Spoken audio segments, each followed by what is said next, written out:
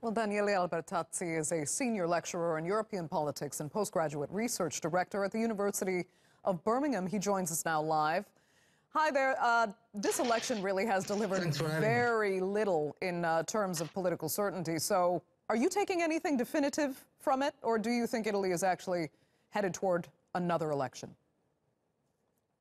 Oh, well, it's very early days to say that we're heading towards another election. The system works in this way. Now, the President of the Republic, once we know how many seats each party or coalition has, which we don't know at the moment, the President of the Republic will then start talking to the various parties and the various coalitions, understand if there is some kind of hypothesis of a government that could be created, and then it will be up to him to appoint somebody to try and form such government, depending on what the parties and the coalitions tell him. Okay. At the moment, this is all speculation, because although we know roughly the percentages that parties and coalitions gained, and you mentioned those in your report, we actually don't know how this is going to translate into seats because of the very complicated mechanics of the electoral legislation we have at the moment. Still, though, I mean, the preliminary numbers indicate that far-right parties have gained significant political ground. I mean, what do you make of that in itself? And will that actually change anything in Italy? Right, so there's nothing new with the center-right, or even perhaps we should call it right-wing coalition now, because it's become more radical. Being the largest in Italy, it's been the largest very, very often in recent elections the last 25 years. But even them don't appear to have a majority. And it's a very big question mark, actually. Who can they govern with if they don't have a majority?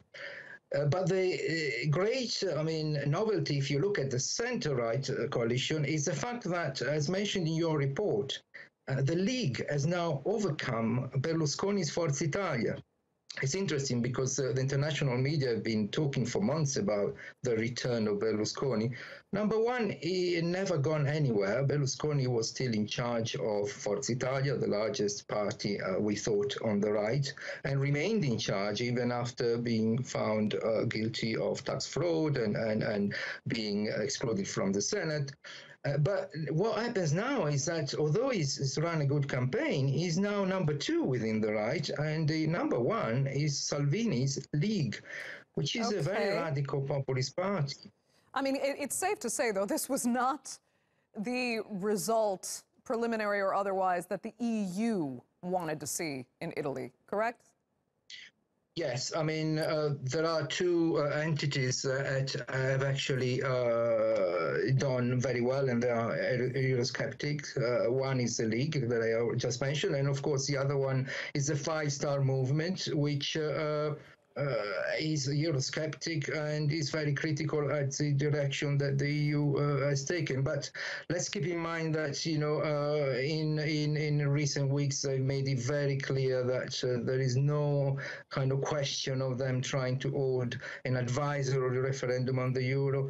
And also in Italy, it will be basically impossible to done so for a number of reasons. It's impossible anyway to come out of the euro without coming out of the EU. So I think what we'll see in the next few weeks, whatever government is formed, is actually an attempt, even if the Five Star is part of this government, to actually work alongside the EU. I'm expecting them to tone down this kind of criticism rather than turning the volume up. Okay.